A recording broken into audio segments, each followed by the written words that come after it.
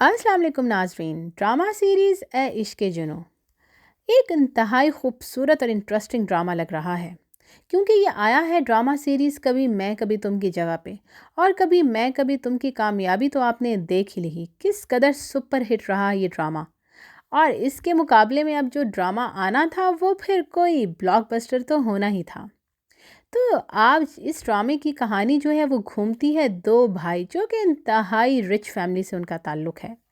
बड़ा भाई राहिम है जो कि एक होटल बिजनेस करता है, और छोटा भाई है शहरोज़ जो कि इस टाइम थाईलैंड में अपनी ज़िंदगी एंजॉय कर रहा है। और दूसरी तरफ एमन जो कि जिसका ताल्लुक एक इंतहाई गरीब फैमिली से है। उसका बाप जो है वो माजूर है, और माँ जो है वो एक हाउसवाइफ है।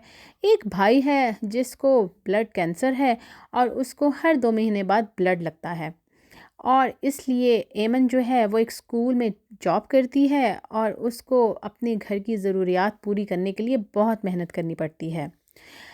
एमन की जो माँ है वो एमन की शादी नहीं करना चाहती, क्योंकि वो उसको लगता है कि अगर एमन चली गई तो हमारे घर का ख़र्चा कौन उठाएगा। इसलिए वो बार बार एमन को अपनी जॉब जारी रखने पे ही फोकस करने का कहती है। एमन जो है वो जिस जगह जॉब करती थी वहाँ पर अनफॉर्चुनेटली उसको जॉब से निकाल दिया जाता है।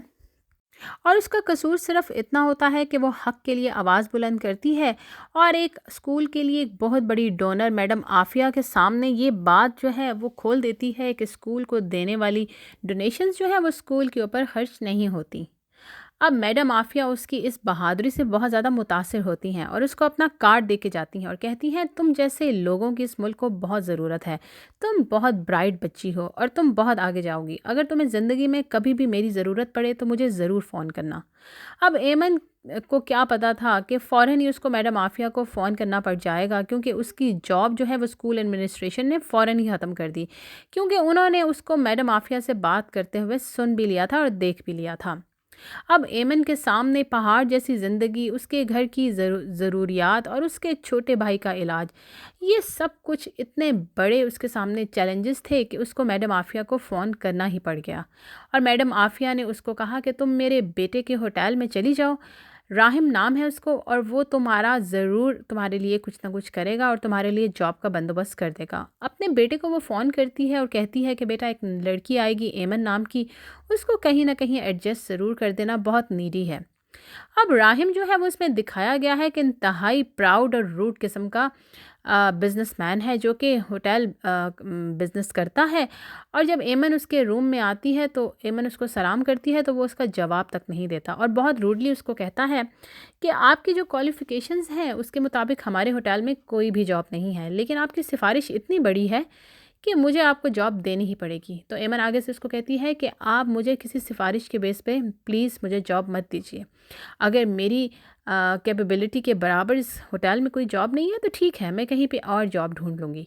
राहिम उसकी बात सुन के हैरान रह जाता है कि किस कदर स्ट्रेट फॉरवर्ड लड़की है।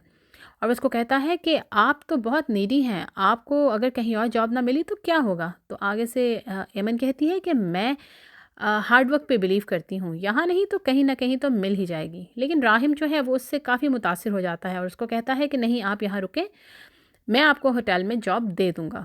तो वो उसको फ़िलहाल एक ट्रेनिंग की तरह रख लेता है। दूसरी तरफ राहिम का छोटा भाई शहरोज़ जो है वो थाईलैंड से वापस आ जाता है, और अपने भाई को एक बहुत ही ड्रामाई तरीके से उसको एक सरप्राइज़ देता है। बीच सड़क में कुछ गनमैनों के साथ उसकी गाड़ी रुकवाता है, ये शो करने के लिए कि हम तुम्हें लूटने आए हैं। सब ने अपने मुंह पे मास्क लगाए होते हैं और उनके हाथों में गन्स होती हैं। राहिम तो बहुत डर जाता है और वो कहता है कि आप सब कुछ ले लें, लेकिन प्लीज़ मुझे कुछ मत कहें। राहिम जैसे ही गाड़ी से बाहर आता है तो वो पिस्टल जो है वो राहिम के सर पे तान लेता है, और उसको कहता है कि जो कुछ है तुम फ़ौरन हमारे हवाले कर दो। लेकिन राहिम जो है वो बहुत ज़्यादा बहादुरी का मुजाहरा करता है और उसके हाथ से गन लेकर वापस उसकी तरफ कर देता है। तो वो फ़ौरन जो है वो सारे लड़के चीख पड़ते हैं, और शहरोज़ भी कहता है भाई भाई गोली मत चलाइएगा, ये मैं हूँ। और फ़ौरन अपना मास्क उतार देता है, तो कहता है भाई मैं तो आपको सरप्राइज़ करने आया था। तो राहिम ये देखकर हैरान रह जाता है और उसको वार्निंग देता है कि मुझे इस किस्म के सरप्राइजेज़ बिल्कुल भी पसंद नहीं हैं। अब शहरोज़ घर भी आता है तो अपने बाप से भी इसी तरीके की ही बातें करता है और उसका बाप इस बात पे बहुत परेशान होता है कि राहिम जो है वो इतना सेंसिबल है और इतनी कैपेबिलिटी है उसमें और किस तरह से उसने बिज़नेस को संभाला हुआ है, और शहरोज़ जो है वो इतना ही खलंडरा और बिल्कुल ही सुस्ती का मारा हुआ है और कोई भी वो बिज़नेस के बारे में इंटरेस्ट लेने के लिए तैयार नहीं है।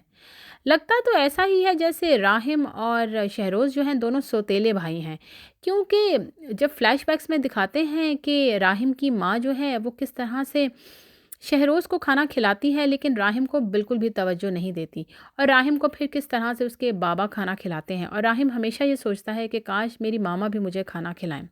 तो हो सकता है बाद में जाके ये सीक्रेट भी खुल जाए कि ये दोनों आपस में सौतेले भाई हैं।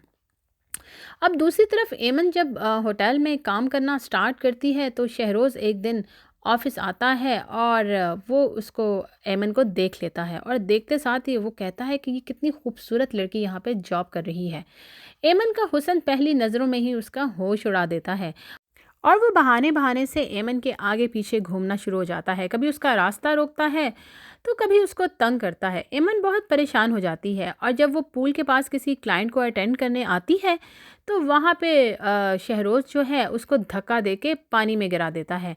अब एमन को बिल्कुल भी स्विमिंग नहीं आती और वो पानी में शोर मचा रही होती है कि मुझे बचाओ, लेकिन जो शहरोज़ है वो वहाँ से निकल जाता है हंसता हुआ। राहिम जो है वो देख लेता है कि स्विमिंग पूल के अंदर कोई लड़की डूब रही है। वो फ़ौरन वहाँ पे आता है और स्विमिंग पूल में छलांग लगा देता है और वहाँ से उसको बचा के एमन को बाहर ले आता है और उसको पूछता है कि आखिर किसने तुम्हारे साथ ये सब कुछ किया। जब वो उसको हौसला दे रहा होता है, उससे पूछ रहा होता है, तो वहाँ पे कुछ लोग जो हैं वो इसकी वीडियो बना लेते हैं और ये काम मुझे लगता है शहरोज़ ही करता है, क्योंकि उसी के दिमाग में इस किस्म के शैतानी जो हैं वो प्लान आते हैं। अब जब वो पूछता है, राहिम जो है वो एमन से पूछता है कि तुम्हारे साथ इस तरह किसने किया, तो वो बताती है कि इस लड़के ने, जिसका नाम शहरोज़ है। तो राहिम को बहुत गुस्सा आता है। वो शहरोज़ को अपने ऑफिस में बुला के उसकी बहुत ज़्यादा बेइज्जती करता है।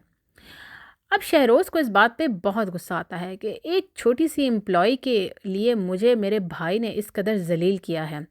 तो वो बदला लेने की ठान लेता है कि मैं एमन से बदला ले के ही रहूँगा।